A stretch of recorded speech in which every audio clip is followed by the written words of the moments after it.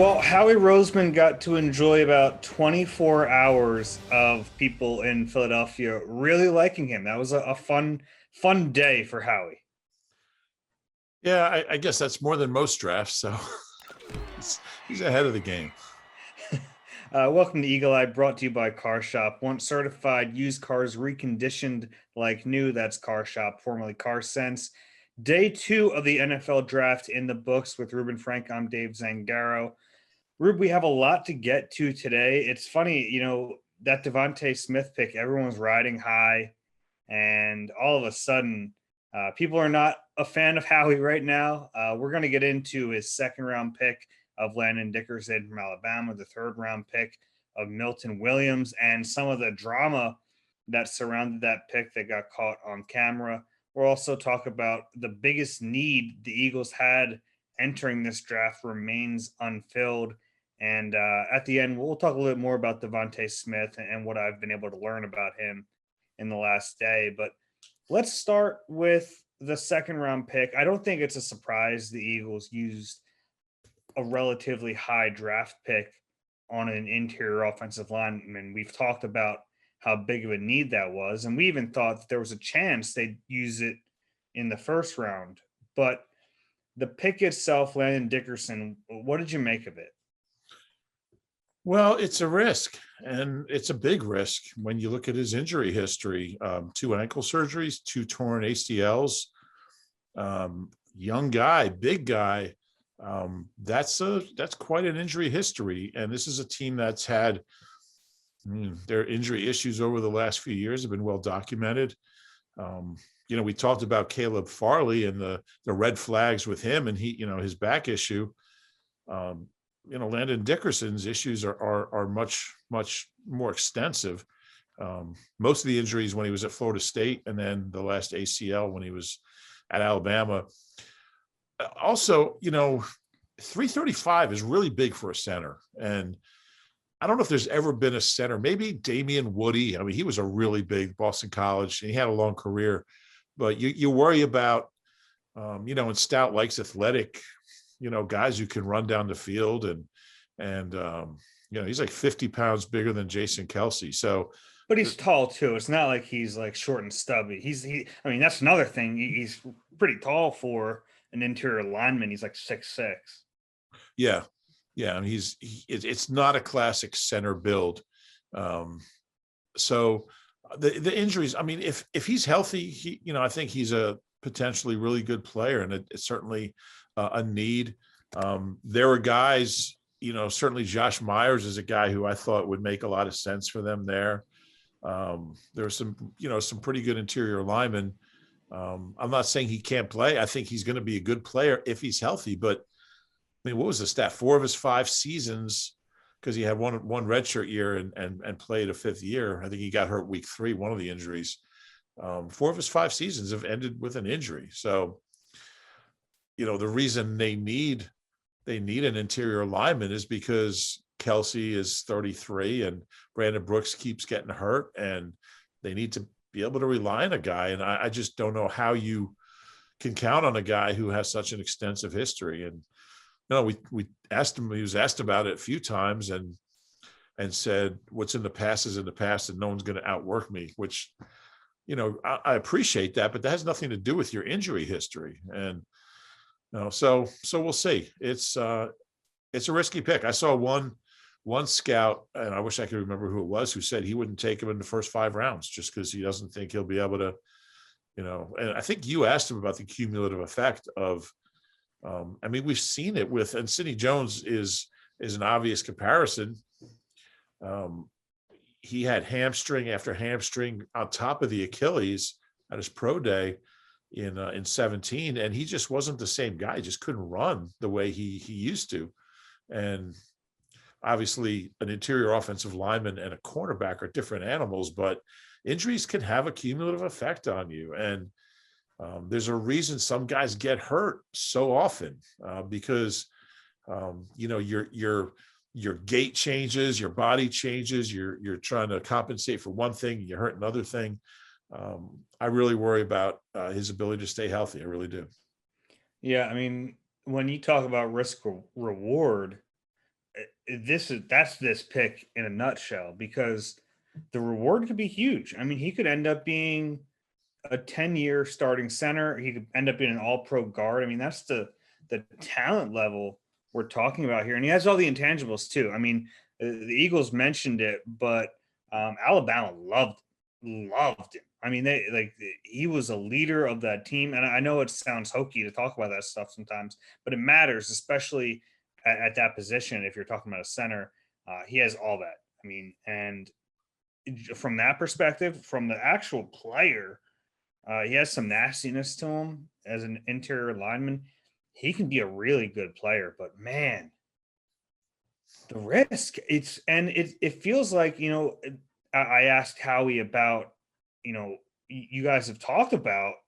I mean, it was at the end of the 2019 season when he said hope is not a strategy when it comes to injuries, and he was talking about, hey, we have to look at a lot of different things, and one of those things is when you're bringing in players who have an injury history, there's an added risk that they're going to get hurt again. And to me, like I feel like we're talking about the same thing as Sydney, right? Because back in 17, how it goes, we got a first round pick for great value because there's no way he lasts this long if he's not hurt. And I know that he said that, that Dickerson's not going to have a red shirt year and all that, but he said the same thing again tonight, was that the reason Dickerson was there at 37, which is true, was because of the injuries. But that happened for a reason, because other teams are scared to take him. And he would have gone in the second round. Somebody else would have taken the risk if the Eagles didn't. He would have. He would have. Most likely. He's that good of a player. But it's scary.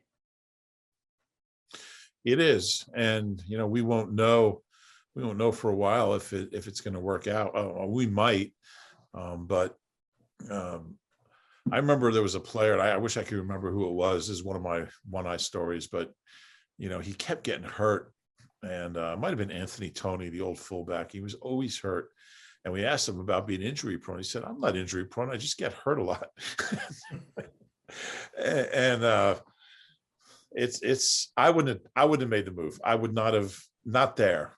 And you're probably right. Somebody probably would have taken him in the second round. I just don't think the Eagles are really in a position to take this kind of risk right now. I was thinking about that. I wonder if they feel like they are, because of all the picks they have coming next year. Like, I wonder if we can gamble a little bit. I don't know if you want to gamble at 37.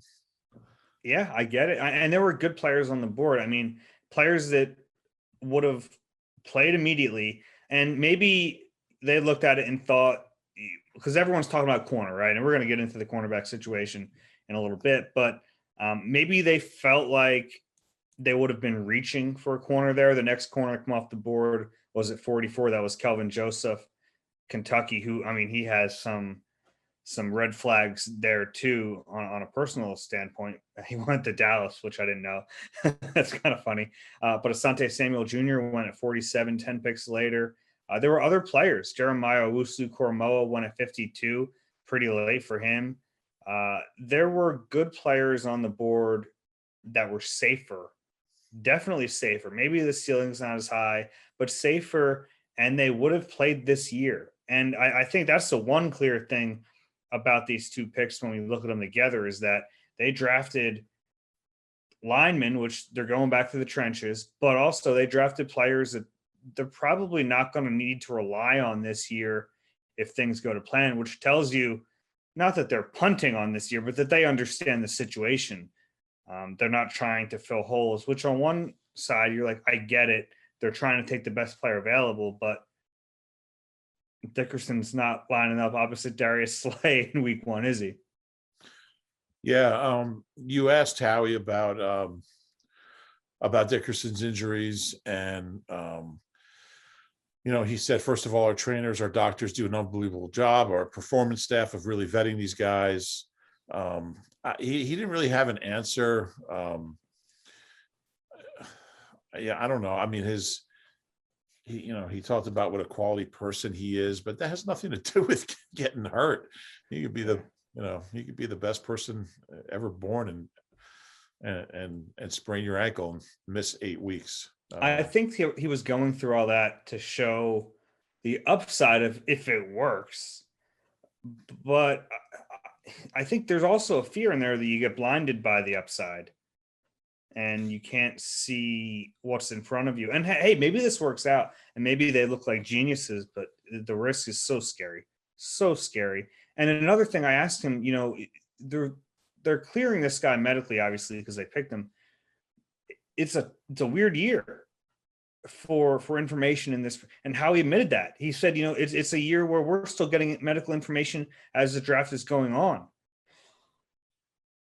In a year where that's the case, you'd think you'd err on the side of playing safer. And I think some teams are doing that. And maybe that because other teams are doing that, there was added value in taking a risk. Maybe that's the way you looked at it. But this to me was a year where, and I'm guessing the one good thing was that even though they didn't have the combine, eventually they got a bunch of those guys with medical questions to Indy so they could test them out there. So I'm guessing, I don't know this, but I'm guessing Dickerson was one of those guys and they were able to test him. But in a year where the medical information is a little harder to come by, and they mentioned that, and they said they had to rely on all these great connections they have at Alabama, the school where they hadn't drafted players in 2 decades before this year. They had to rely on those relationships. A lot of factors in this pick that make you scratch your head a little bit. Yeah, no question about it. I think the thing about, even if he doesn't get hurt again, you wonder, after two severe season-ending ankles and 2 severe season-ending ACLs, even if he doesn't get hurt again, even doesn't get injured again, where is he as a player, compared to before these injuries? And I guess the only length of career. Yeah, absolutely. What's he going to be like? I mean, Jason Kelsey's 33. Is this kid going to be playing when he's 33? You wonder about, every surgery leaves scar tissue and you get tendonitis in there and arthritis. And I mean, every surgery, it's not like, it's not like new. I mean, and I'm not saying it's going to happen with him, but there's just so many layers to it. Is this kid going to be able to play in 5 years? I don't know. I'm kind of going to guess no. I do want to mention that if it sounds like we're being negative, I like the player. Like if there wasn't the question about it, the player's fine. If we're just there talking wasn't about a question, he wouldn't have been there at 37. Exactly. But I don't want to make it because there's obvious risk, but I do want to make it clear that the upside is great. The upside is huge. And if they hit on it, they could have just found a foundational piece to their team. Really, but we won't know that for a while. I don't think he's a center. I wonder if the plan is Sayamalo at center and this kid plays left guard or right guard. That wouldn't surprise me. You don't think he's a center? 335? I don't know. Maybe, but I think he's more likely a guard. Okay. He certainly has the body type for guard, but he's been a pretty good center. Yeah, he has. We'll see. We're getting ahead of ourselves, but it'll be interesting. I mean, we don't know when he'll be cleared. We don't know. I mean, he got hurt in December, so it was late. It was at the end of the season. I think it was in the SEC championship game. Yeah. His latest ACL. I mean, he seems to be coming along fine. It's kind of become a joke now, but he did cartwheels behind Mac Jones at the Alabama Pro Day, and presumably you'd have to be doing fairly well to start doing cartwheels. Yeah, I can't do cartwheels when I'm banged up. That's like that joke, if you hurt your ankle and you go, "Hey doc, when will I be able to dunk?" Or will I be able to dunk when this is all over? And the doc goes, "Yeah," and you go, "That's great. I couldn't before." Yeah, doc, when my wrist heals, will I be able to play piano? Oh yeah, that's great because I couldn't play before. Yeah. Yeah, that's funny stuff. That is Eagle Eye A1 material right there. We're delirious, by the way, if you guys haven't noticed. The draft, we just don't get sleep. I'm exhausted. You took a nap. I don't want to hear it. I didn't get to sleep. I tried. No, really. I'm Yeah, not a my nap. neighbor thought it was a good time to mow the lawn in like gale force winds today. We had what time did I don't know what time we wrapped up our pod last night. Was it like 2? I don't even know, but I got to bed at like 3:30. My neighbor had a tree crew out this morning at like 7, Uh, taking a tree down. Like, you know, yeah. I'm sure he planned it for this morning. But anyway, um, Dickerson, be that as it may, let's move on. Yeah, let's move on. To the second round or the third round pick. The Eagles were on the clock at 70. They trade down to 73. They pick up a 6th-round pick, number 191 overall from Carolina. They drop down 3 spots. They get their guy. They get Milton Williams, defensive tackle from Louisiana Tech. Everyone's happy except Tom Donahoe, who is senior football advisor for the Eagles. He's been with the team since 2012. Former GM in the NFL, been around. I mean, he's been in the scouting world for what 4 or 5 decades. I mean, he's an NFL lifer. An ABC camera catches the Eagles in their war room, and Howie's going around giving his fist bumps. He gets to Tom Donahoe, who did not look very happy, and kind of a quick exchange of words. And the final scene is Howie with his arms open, like, what What? happened? Yeah. So not a good look. Not a good look for a team that has had obvious dysfunction. A team that a week or so ago we were talking about how important it was for them to start all pulling in the same direction. Even if this doesn't mean that they like, there's always going to be disagreements. It's just a bad look. Yeah, and it kind of plays into the whole. I mean, Andy Weidel. I mean, Andy and Casey Weidel, and Casey's also in the Eagles front office, his brother. Their dad played high school football with Tom Donahoe in Pittsburgh. I think South Hills Catholic. Yeah. Like 70 years ago. So it kind of plays into the whole Andy Weidel versus Howie. Like Tom's on Andy's side, so you wonder what Andy Weidel thinks of the pick. But that's an assumption. But it's kind of funny watching the video. And Tom's like such an old school. I mean, Tom was GM of the Steelers during some really good years in the 90s. Like you said, he's been around he's a lifer. He's a really interesting guy. I really like him. And just to watch him, he wasn't even looking. He was kind of facing away from Howie. He gave him like a real half-hearted fist bump. And you could see him muttering something. I would love to have been a fly on the wall, hear what he said. And how he talked about it, how he didn't deny it. I thought how he handled it as well as he could have. He said Tom was disappointed. Tom wanted one of the 2 guys that went at, in between where they were and where they went to. And he said, these guys have their favorites. They spend a year scouting guys, and and that's always been the case. Scouts, if their guy doesn't get drafted, they're disappointed, and that's understandable. But like you said, it's a bad look. I don't know if I don't really know what goes into having the cameras in the war room. I'm sure obviously they know they're there, but if they're aware at that moment, that that this moment's going to go viral. Not that Tom Donahoe would care, but certainly Howie would. Donahoe's like on the internet. Yeah, Tom is old, beyond old school. I mean, Tom probably still like does scouting reports in a notebook. I can't imagine him like, going online and doing stuff. But it was an awkward moment, and you're right. It's a really bad look. I don't think it's that uncommon in draft rooms for people to disagree, but I don't remember it ever being on TV.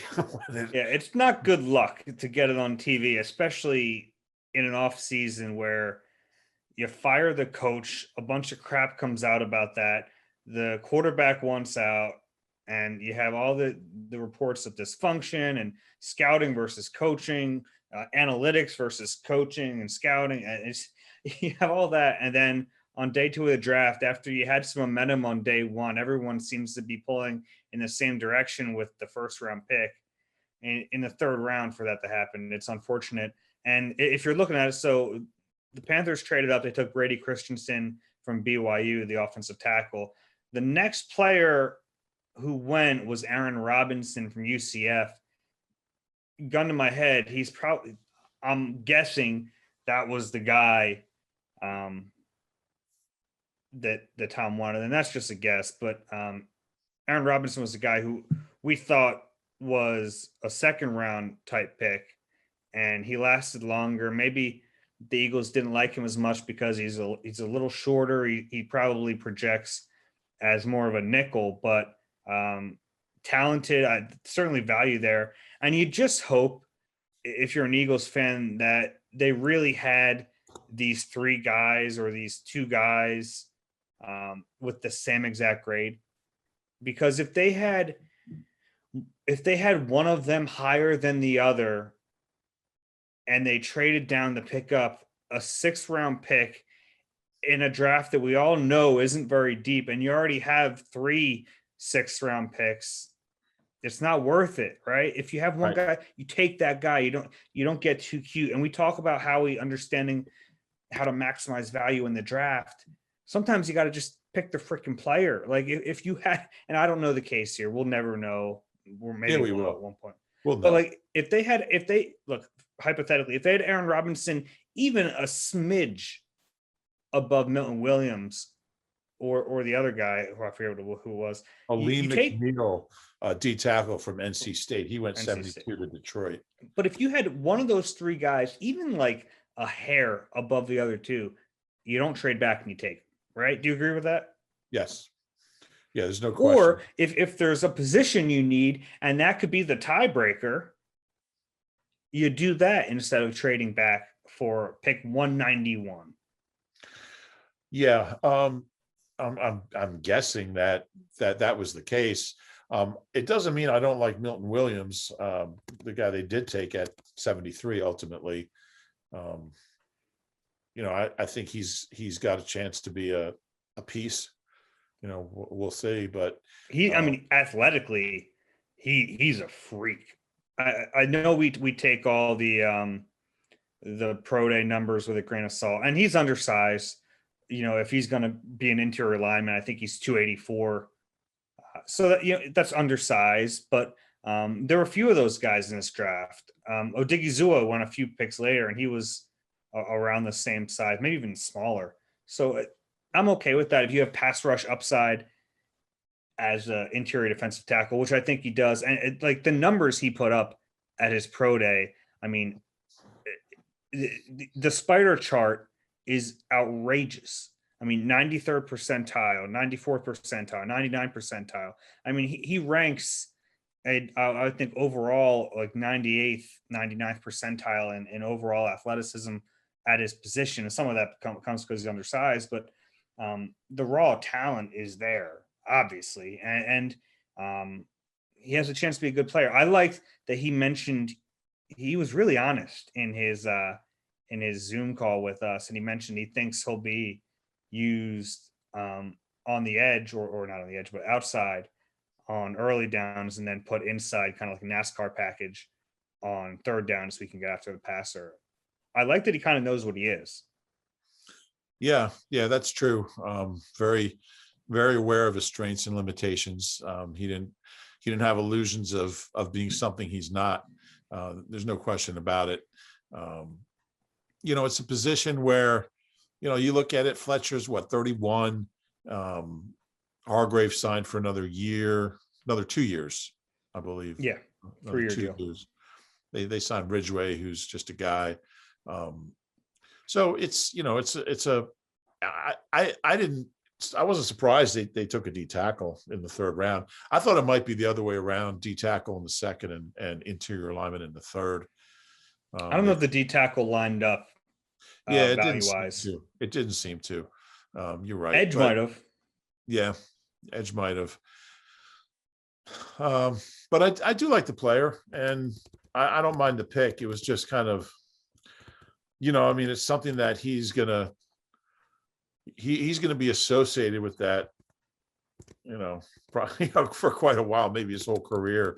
He's the guy that got Tom Donahoe pissed. So hopefully it doesn't, define his Eagles. I mean, that stuff has a way of really, sticking with players.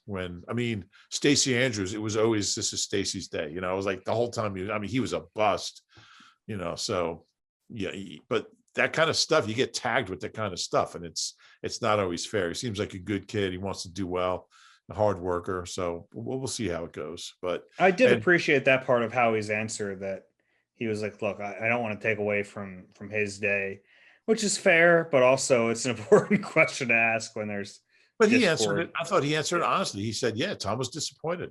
Tom, there was a player Tom really wanted, and he was disappointed we didn't take him. So I appreciate that from Howie. He didn't deny it. He didn't pretend it didn't happen. He didn't, he was just upset because, he wanted pizza for dinner and we got burritos. He was pissed that they didn't have Dr. Pepper on the, soda cart. Yeah. He didn't try to make light of it. He didn't make any dumb jokes. He just explained what happened. And I thought that was the best way to handle it. It's unfortunate. It was embarrassing organizationally. I wouldn't expect ABC to be in the war room tomorrow. I don't know what the contract status is. I don't know how all that works, but unfortunate situation. Kind of funny if Tom, just gonna, because he's somebody who's he's never gonna, he doesn't play games. He's never gonna like pretend that he's happy with a pick if he's not. That's not who he is. And I think they appreciate that about him. He doesn't care. He's been in this business so long. If they were to fire him tomorrow, I'd be like, all right, I'll go back to Pittsburgh and live there. And I don't even know how old he is. His age is not listed anywhere. Like, nobody knows how old he is. But I think he's a really valuable guy in this organization because he's so old school and, really knows talent. And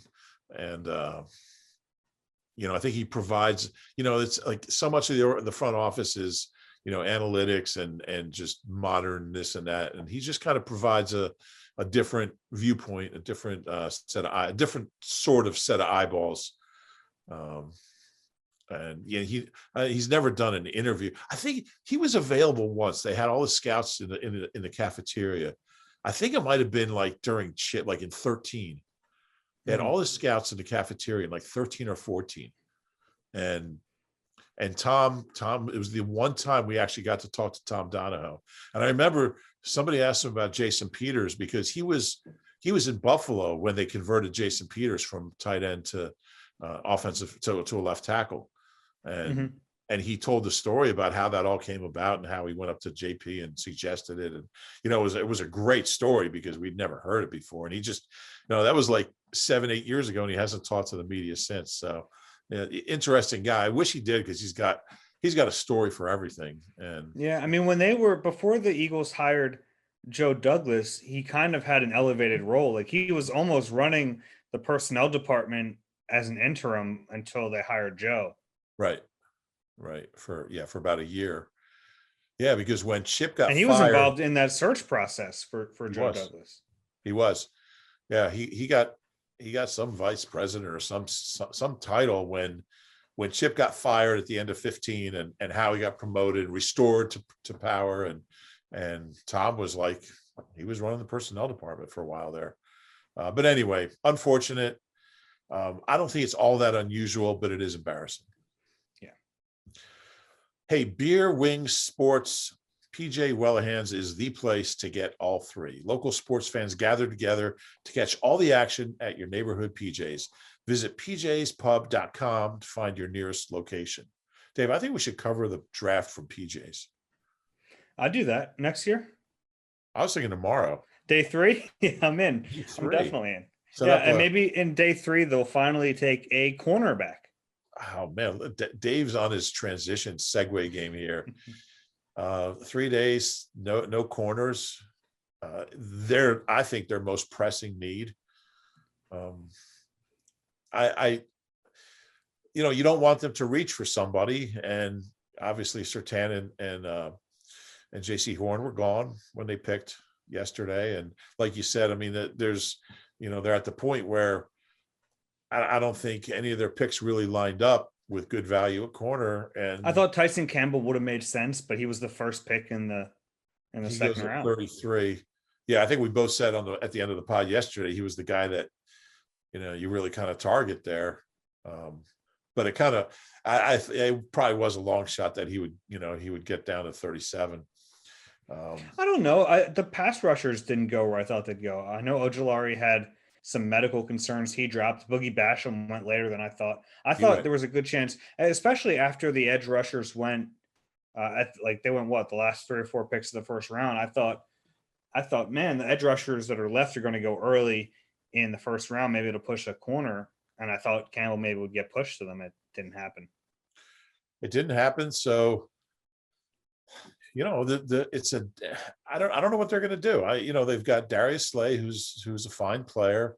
And they've got Avonte Maddox, and then the bomb squad, man. It's Jamison Houston and Michael Jacquet and Kayvon Seymour, and who knows who else. And to think that you're going to get a starting caliber corner, at this point in the draft, in the 4th, 5th, 6th round, that's as long a long shot as you can imagine. So now it's not like there's any good receivers in this division that they're going to face twice a year. I mean, the NFC East is loaded with wide receivers. And I think we all learned that Avonte Maddox is not an outside corner. I don't know if they're going to try him at safety or in the slot, or if they're going to try to make him an outside corner again. The other thing is he can't stay healthy, and he's only signed for 1 more year. So I don't even have him in the equation in my book as an outside corner, but I don't know. You can't, it's too late to get anybody in free agency. They don't really have the money. All the good guys are gone. And they got a lot of money. Them. Yeah. I mean, who's out there? Is Nelson still out there? I'd have to look. I mean, and they could pull a trade off. I mean, Howie kind of hinted that that there's a long way to go before September. That's always his answer. We don't have to. That's always his answer. But I mean, he's done when he says that, something will happen, and I think he knows he can't go into the season with the cornerbacks they have. So I don't know if the options are going to be great, but I'd be shocked if they don't acquire a cornerback somehow. But how good is that guy going to be? And, I mean, I know next year's a rebuilding season, but you want to give your defense a chance. You want to give Jonathan Gannon a chance to function. I get it. I look back at the Darby trade, and I know people have a bad taste in their mouth from Darby now, but at the time, he was a young cornerback at speed. You thought, he's at least played well in 17. Yeah, when he wasn't hurt. Yeah, when he came back, he played well. He was a starting. Sign Jordan Matthews, and then trade him for Darby. The salaries won't match up. 33 years, $30 million for Darby. Yeah, but maybe there's something like that they can pull. I'm sure Howie's looking around the league, and the scouts for the pro personnel department is scouring. I don't think the options are gonna be great. I mean, teams aren't getting rid of good corners. I mean, nobody's, I mean, I don't know. And if it's an Ertz thing, you get a corner for Zach Ertz or have that be part of a package, that might make sense. Team has too many corners, but I don't know. We'll see. I'm maybe they'll take one tomorrow. I mean, I'm sure they'll take couple tomorrow.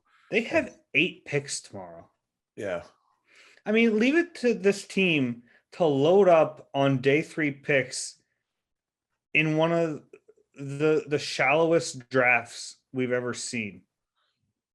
Yeah, you think they'll make all 8 picks? No. Yeah, it'll be interesting to see what they do. Well, 2 are comp picks. One's from the 49ers for the Marquise Goodwin deal. I still don't understand that. One's from the Dolphins, and the rest are their own.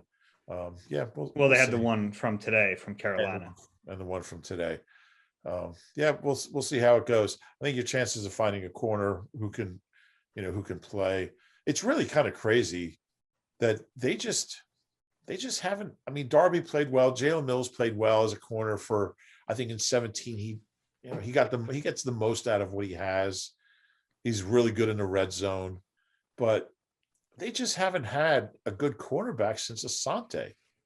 Yeah, They put and I mean Asante Senior.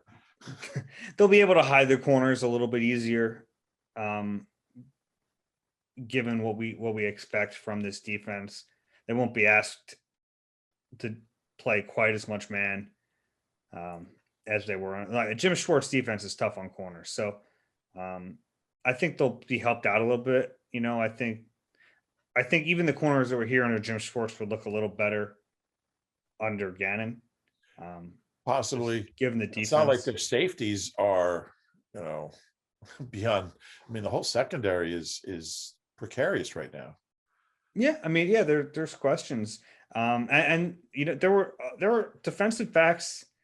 I mean, Morig was there. Yep. Grant was there, I believe. So you had the top two safeties on the board at with the second pick. Right? Let me look. I'm going to see who was there. You had the top two safeties. Well, Holland went before. Holland went at 36, but you had Richie Grant and Morig. You had Calvin Joseph, Asante Samuel Jr. I mean, you had players there that, yeah, would have made some sense. Yeah, Players that I would have think I helped think immediately. Dickerson's the one that I just, yeah, it's just the one I just don't see. Um, that's not what I would have done there. We'll see. We won't They've know for skewed 2 years. so offense heavy in these last few drafts. I mean, 6 of their last 8 day 1 or day 2 picks are offense. Right. And the two defensive players are Milton Williams, who was a third rounder this year, and last year's third rounder, Davion Taylor, who didn't play much. Right. Right. Well, I mean, they haven't drafted. Who's the last great player they drafted on defense? Fletcher. Great. Above Fletcher. average. I mean, who's the last, solid B type NFL player they drafted on defense? I Jordan guess Hicks. he was in 15. I mean, Barnett, you like him more than me. Yeah. I don't. What's he done? He recovered a big fumble, but He's been solid. I and mean, he had hasn't lived up to a first. He was solid. yeah, but He's a starting player. Jordan Hicks, that was a chip pick. That was in 15. Yeah. Mm-hmm. Yeah, it's I worry about I worry about that secondary. We'll see what happens. We'll see what Howie's got up his sleeve. Yeah, we will. The last thing I wanted to touch on here, DeVonta Smith. I had fun today in my sleepless days here, working on a story about DeVonta and trying to learn a little bit more about him. Talked to his high school football coach, talked to his high school quarterback. A lot of fun stories about DeVonta, and you had a chance to read the story. By the time people are listening to this, it'll probably be up in the morning. I want to ask you, what was your takeaway from it? Yeah, I thought you did a great job with the story. Really gave some insight into the kind of kid he is. And he's very guarded. It seems like all those Alabama kids, when they come out, are very guarded. Saran Stacy was pretty open. That was 30 years ago. But yeah, they're all guarded. I just thought it gave a really good his a really good picture of who he is as a person, what makes him tick, and what he's all about. And yeah, it was the quotes are great. I'll tell you, if you want to learn about the kid, read the story. I thought you did a nice job, and you could just tell how much his home means to him, his hometown, and just what he means to that town. Small town, tiny town. What was it, 1,500 population or whatever? Like 4,500. 4,500, just tripled in size.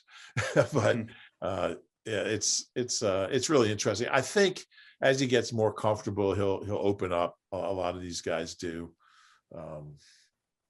He has a little bit of like Jalen Hurts personality. He really does. Yeah, really Kind of does. a quiet confidence. But like, so I talked to someone who's spent a lot of time around Alabama today for obvious reasons because the Eagles all of a sudden found their honey hole down there. But the thing I learned about him was that he's quiet, but he's also an alpha. Like he's a quiet alpha because he kind of commands a room, and he'll go for a long time without saying anything, and then he'll speak up, and everyone will go, "Whoa, he's talking. We better listen." He has that to him. Hard worker. People rave about his work ethic. His high school quarterback was telling me there'd be days where he's like, "Man, I don't want to work out," and DeVonta would be like, "You got to work out. You got to throw me the ball." Yeah. So I think people are going to like him. I like the fact that he doesn't suffer fools. And he was asked, "What's your favorite route?" And he just kind of looked at the guy and said, "All of them." That's just a favorite route, whatever, you know.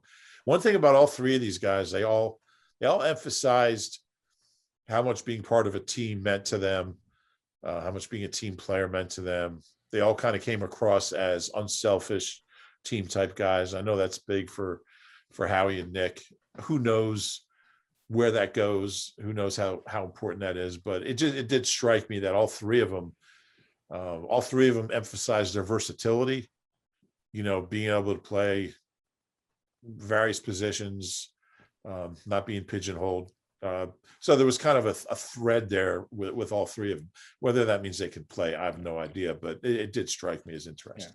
Yeah. And I mean, both Alabama kids, people rave about them in Tuscaloosa, on the field, off the field, both leaders by example, which annoys me to hear that sometimes because it's like, all right, everyone's a leader, but no, I think they are. And we'll see. I mean, I think everyone was on board with the DeVonta Smith pick, and day two left a lot to be desired for a lot of fans. And the truth of the matter is we're not going to know for a while. Well, I don't mind the Milton. What did you think of the Milton Williams pick? I like the idea of that. I'm fine with that. I don't like the position. To me, I get that they value that position. They value that position more than any team in the league. It feels like interior pass rush is really where the league has gone. I mean, it used to be all about the edge, but recently the interior is important. Moving the pocket, not just getting to the quarterback, but moving the pocket. And he can do that. And they have a rotation of 3 or 4 guys there, and they're going to be good. Raw skill, needs to refine it. I just look at it and think it would have been nice to get a corner or a defensive back. It would have been nice to get an edge player. And maybe they just felt like, hey, we got to go best player, and the value didn't line up for them at those positions. But to come out of day two without a defensive back or an edge player is kind of surprising to me. Especially a D-back. Edge doesn't shock me, although I did kind of think there was a pretty good chance of it. But yeah, we'll see where it goes. Yeah. And they would have had an extra 3rd-round pick to maybe address one of those had they not needed to trade up to get the receiver. Yep. Yeah, that's yeah, you would think. You would think that they would have taken if they had the what was it, 84 or 87? 84. Who won 84? Did you look at that? No. Let's see. Why don't you tell us? It's loading. I don't know. Think it'll load? Here we go. 84th pick was Chauncey Golston from Iowa, defensive end. Okay. They really liked him. No idea. I do want to mention before we wrap this up, we put out the last podcast in the middle of the night, and it was so cool. We had people from other countries like tweeting us like, hey, I'm going to listen to it right now. We had a guy, I think one in Scotland, another guy in Australia who are like, yeah, I'm going to listen to it right now because it's not the middle of the night for me. So we appreciate that. I love all the listeners who are in the area, but I especially love when people are from the area and they move away, and then we're like their connection to the team. I take that as like a great honor that they're that we're what they listen to stay connected. Yeah, I appreciate that. And I think it's a good idea that we should consider to keep doing the podcast regularly in the middle of the night to serve those people. I'm gonna veto Hey, that. Ben, what do you Pretty think? quickly. I think Ben's out on that too. He says hell no. I did want to mention, please rate, subscribe. Well, wait, should we just go over what they have tomorrow, or you just want to skip that? They have 8 picks. Okay. They have 123 in the 4th round, 150 in the 5th round, 189, 191, 224, and 225 in the 6th round. 4 picks right now in the 6th round, and then 2 7s, 234 and 240. Percentage chance they make all those picks in those spots? None. Yeah, None percent. No, rate, subscribe, all that good stuff. YouTube, click subscribe, like, you know the deal. For Rube, I'm Dave. This has been Eagle Eye. We'll talk to you guys one more time during the draft after day 3 to wrap this whole thing up. Take care.